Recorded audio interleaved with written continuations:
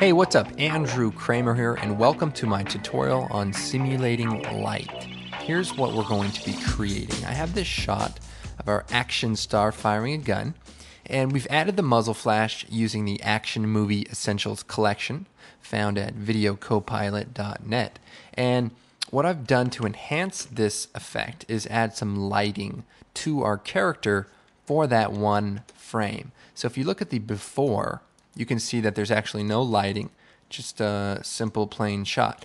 Now, this effect is good for if you have lightning strikes or possibly Star Wars battle scenes when the lightsabers hit together, or anytime you have a quick flash of light.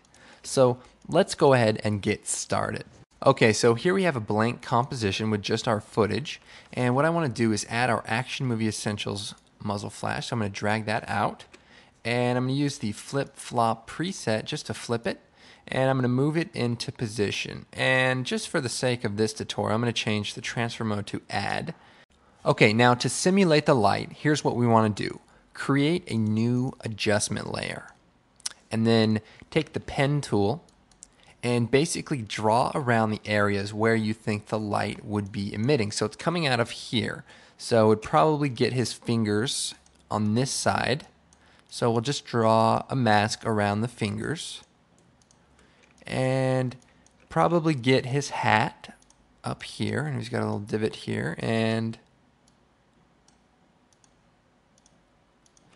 also we want to do his face.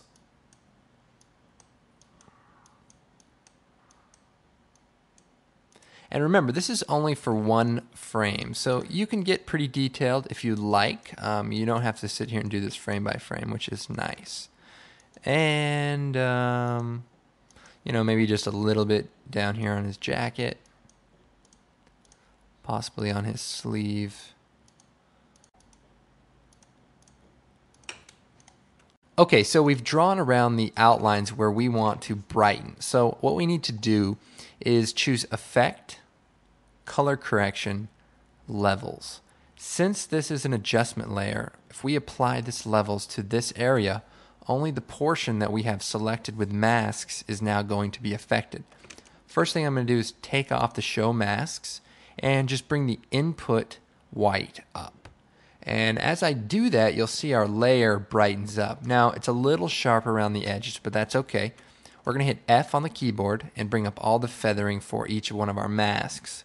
Then select the feathering for each of the masks and increase it to, say, about 3 pixels or so, whatever you think is necessary. Okay, so now we can sort of refine our color adjustment. We don't need to make it too intense. And also, if we go to our blue channel, we can sort of give it some color by just playing with the gamma. And if we go to the red channel, same type of thing. And basically, depending on how you want this to look, you can feather it, certain masks more than other masks, just so that it looks a little bit more realistic. And just play around with the input white to show how much you want to, brighten up each point. So the trick now is we only want this to cover one frame. So you want to trim this down to just one single frame. You can Alt begin and end bracket, and that will do it for you.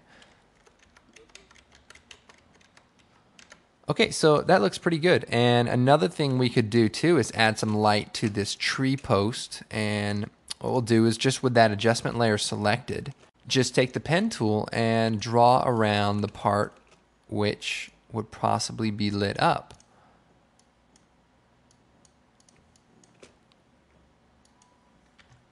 And let's feather it out some.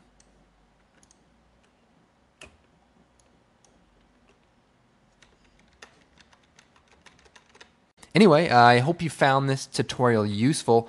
For more information about using Action Movie Essentials, check out videocopilot.net.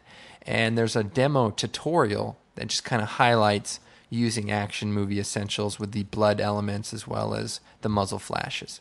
Anyway, my name's Andrew Kramer, and you can find me at creativecow.net in the After Effects and Photoshop forums, or visit my website at www.videocopilot.net. Thanks for watching.